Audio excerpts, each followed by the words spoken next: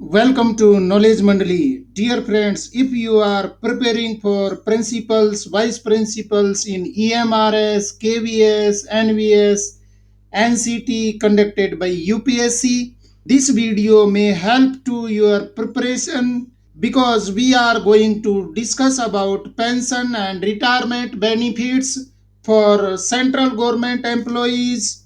So, dear friends, our first question is 21st qualifying service is to be counted in means एरक सेवा की गणना की जानी चाहिए.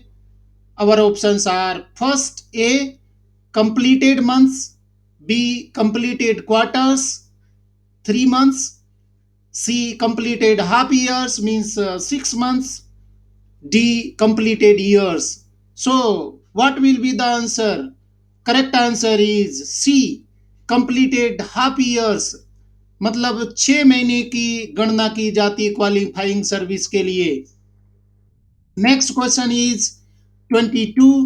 The term emoluments for the purposes of retirement benefits has been defined in rule dash of CCS pension rules. मतलब CCS pension नियमों के नियम रिक्त स्थान में सेवानिवृत्ति लाभों के प्रयोजन के लिए परिलब्धियां शब्द को परिभाषित किया गया है. Options are A rule 33, B rule 34, C rule 49, D rule 50. Then what is the correct answer? Correct answer is A rule 33. Next question 23rd.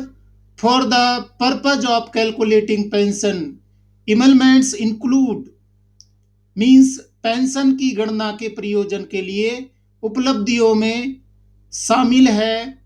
उपलब्धियां मतलब परिलब्धियों में शामिल है A basic pay, B basic pay plus non practising allowance, C basic pay plus dearness allowance, D basic pay plus non practising allowance plus dearness allowance. Then correct answer is B basic pay plus non practising allowance. Emoluments में परिलब्धियों में pension की गणना के लिए basic पे, मूल वेतन और एनपीए को शामिल किया जाता है. Our next question is 24. For calculating of gratuity, emoluments include. Gratuity की गणना के लिए शामिल परिलब्धियां हैं. Options are A basic pay, B basic pay plus non practising allowance, C basic pay plus dearness allowance, D basic pay plus dearness allowance plus non practising allowance. तो क्या है सही उत्तर? सही उत्तर है हमारा डी. ग्रेचुटी में ये तीनों शामिल होंगे, basic pay plus dearness allowance plus non practising allowance.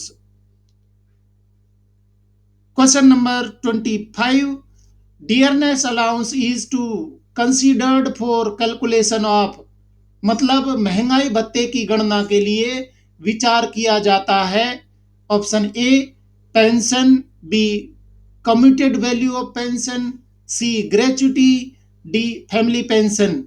तो सही उत्तर क्या है इसका? सही उत्तर है सी ग्रेचुटी के लिए महंगाई भत्ते की गणना की जाएगी. Dear friends, if you want more service rules, please go to playlist of my channel and watch complete videos because there are so many service rules videos and prepare yourself. Now next question is 26. Average emolument is the average of emoluments drawn by the employee during the last days of his service. Very much important question. औसत परिलब्धियां कर्मचारी द्वारा अपनी सेवा के अंतिम dash के दौरान आहरित परिलब्धियों का औसत है. Our options are A 3 years, B 12 months, C 10 months, D 8 months. So what will be the correct answer? Yes, your thinking is very much correct. C अंतिम 10 महीने की परिलब्धियों का औसत निकाल करके पेंशन के लिए परिलब्धियां काउंट की जाती हैं।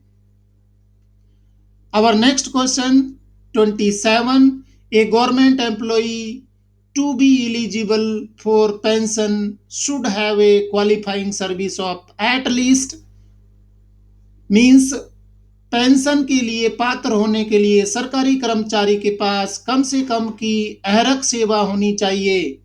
Options are A 10 years, B 15 years, C 20 years, D 25 years। So correct answer is A, 10 years of qualifying service for the pension. Next question 28. A government servant retires after rendering a qualifying service of 15 years. His pension shall be dash of his average emoluments. मतलब एक सरकारी कर्मचारी 15 वर्ष की अरक सेवा करने के बाद में सेवानिवृत्त हो जाता है, उसकी पेंशन उसकी औसत परिलब्धियों का डैश होगी। Options are A 25%, B 30%, C 40%, D 50%। So correct answer is D 50%। जो एवरेज इमलमेंट है उसका 50% है वो पेंशन के रूप में मिलेगा।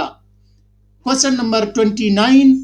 If the qualifying service of a government employee is 32 years and his average emolument on the date of retirement is rupees 22,915, his pension shall be। मतलब यदि किसी सरकारी कर्मचारी की अहरक सेवा 32 वर्ष है और सेवानिवृत्ति की तिथि पर उसकी औसत परिलब्धियां रुपये 22,915 है, उसकी पेंशन होगी। Our options are A rupees 11,457.50, B rupees 11,457 rupees, C rupees 11,458, D rupees 11,460 rupees। Then what will be the correct answer? C, rupees 11,458 means half of that emolument। Next question 30. Retirement gratuity is admissible to an employee if he retires after completion of। अर्थ है एक कर्मचारी को सेवानिवृत्ति gratuity स्वीकार्य है यदि वह पूरा होने के बाद सेवानिवृत्त होता है। Options are A 5 years of qualifying service, B 8 years of qualifying service, C 10 years of qualifying service, D 15 years of qualifying service. तो सही उत्तर है इसका A 5 years of qualifying service. Gratuity के लिए क्वालिफाइंग सर्विस है वो 5 years है। तो मित्रों अगर आप तैयारी कर रहे हैं प्रिंसिपल वाइस प्रिंसिपल की इन ईएमआरएस और केवीएस एनवीएस और इसी तरीके के ऑर्गेनाइजेशन के लिए, तो मेरे चैनल पर सीडीपी मतलब एकेडमिक पार्ट के वीडियो है वो अवेलेबल है। अगर आप एकेडमिक पोर्शन करना चाहते हैं तो सीडीपी प्लेलिस्ट में जाइए और सारे वीडियो देखिए और वीडियो को लाइक शेयर करें, चैनल को सब्सक्राइब जरूर करें क्योंकि मैं आपको करवाऊंगा प्रिंसिपल वाइस प्रिंसिपल के लिए कंप्लीट प्रिपरेशन। तो चैनल पर जरूर बने रहिए। Our next question 31. Death gratuity is admissible to an employee if he dies with a qualifying service of dash means किसी कर्मचारी को मृत्यु उपादान मीन्स ग्रेच्युटी स्वीकार्य है यदि वह निम्नलिखित की अहरक सेवा के साथ मर जाता है। Options are A less than 1 year, B more than 1 year but less than 5 years, C more than 5 years but less than 20 years, D all of the above. तो ग्रेच्युटी के लिए डेथ ग्रेच्युटी यहां पर है, ध्यान करिए डेथ ग्रेच्युटी के लिए क्वालिफाइंग सर्विस क्या होगी।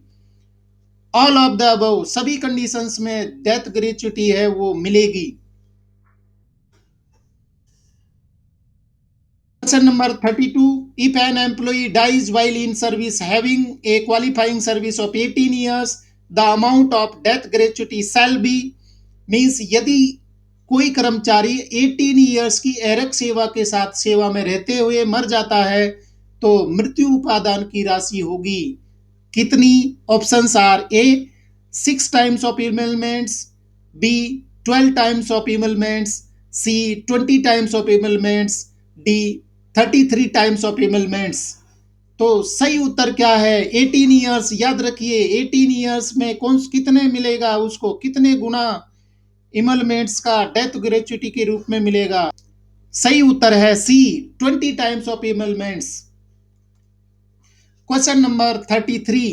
If the dearness allowance rises by 50% of basic pay, the monetary ceiling on gratuity shall increase by, यदि महंगाई भत्ता मूल वेतन के 50% तक बढ़ जाता है तो ग्रेच्युटी पर मौद्रिक सीमा कितनी बढ़ जाएगी, कितने प्रतिशत बढ़ जाएगी? Options are A 20%, B 25%, C 50%, D none of the above. Then what will be the correct answer? Yes, you are correct. 25% monetary ceiling will be increased for gratuity. Question number 34. Interest at the rate applicable to GPF deposit shall be paid if the payment of gratuity is delayed beyond the date of retirement by dash months। GPF जमा पर लागू दर पर ब्याज का भुगतान किया जाएगा यदि ग्रेच्युटी के भुगतान में सेवानिवृत्ति की तारीख से डैश महीने की देरी होती है। सेवानिवृत्ति के बाद में कितने महीने की देरी की जाती है ग्रेच्युटी के भुगतान में तो ब्याज मिलेगा? Options are A 3 months, B 6 months, C 9 months, D 12 months। तो कितने महीने की देरी होने पर ब्याज मिलेगा जीपीएफ दर पर? सही उत्तर है इसका A 3 months। Next question 35। In case of retirement otherwise than on superannuation, interest shall be paid if payment of gratuity is delayed beyond the date of retirement by dash months। मतलब सेवानिवृत्ति के मामले में सेवानिवृत्ति के अलावा ब्याज का भुगतान किया जाएगा यदि ग्रेच्युटी के भुगतान में सेवानिवृत्ति की तारीख से डैश महीने की देरी होती है। Our options are A 3 months, B 6 months, C 9 months, D 12 months। Then what will be the correct answer? Yes, correct answer is 6 months। 6 महीने से ज्यादा देरी होती है तो उसको ब्याज मिलेगा। Our next question 36। Interest for delay in payment of gratuity is allowed if the delay is on account of, means gratuity के भुगतान में देरी के लिए ब्याज की अनुमति है यदि देरी के कारण है। इनमें से कौन कौन से कारण हो सकते हैं जब ग्रेच्युटी पर ब्याज मिलेगा? Options are A failure on the part of government employee to furnish his pension papers, B any disciplinary or judicial proceedings pending against the government employee, C administrative lapses, D none of the above. तो कौन सी situation में ब्याज मिलेगा gratuity पर? अगर gratuity time पर नहीं मिलती है तो हमारा सही उत्तर है C administrative lapses. Next question is 37। Interest on delayed payment of gratuity shall be recovered from the salary of, means gratuity के विलंब भुगतान पर ब्याज की वसूली किसके वेतन से की जाएगी? अगर पेमेंट डिले होता है तो वो रिकवर कहां से होगा? Our options are A the dealing official, B the supervisor, C the head of office, D all of the above. Then what will be the correct answer? Yes, the dealing official, A. Next question 38। The amount of pension is calculated as, pension की राशि की गणना इस प्रकार की जाती है। Option A 50% of average emoluments during in the last 10 months. B 50% of emoluments last drawn. C A or B whichever is more beneficial to the employee. D A or B whichever is less beneficial to the employee. Then what will be the correct answer? Yes, your thinking is correct. C option is correct. A or B, whichever is more beneficial to the employee. Our next question 39. Pension at full rate is admissible if the employee retires completing a qualifying service of. यदि कर्मचारी एरक सेवा पूरी करके सेवानिवृत्त होता है तो पूर्ण दर पर पेंशन स्वीकार्य है। Our options are A 15 years, B 20 years, C 25 years, D 30 years. Then what is the correct answer? Yes, 20 years of qualifying service. Next question 40. If an employee retires before completing the qualifying service for pension, the pension shall be allowed to him. मतलब यदि कोई कर्मचारी pension के लिए एरक सेवा पूरी करने से पहले सेवानिवृत्त हो जाता है तो उसे पेंशन की अनुमति दी जाएगी। A at full rate, B proportionately, C at nil rate, D none of the above. Our correct answer is C at nil rate. Means employee retire before completing qualifying service for pension. Qualifying service for pension is essential, otherwise no pension at all. So dear friends, we have completed 20 questions in this video. If you want more videos, please go to channel playlist and watch complete videos. Many videos available at my channel. If you feel this video is helpful for your preparation, please like and share my video and subscribe channel. Thank you very much.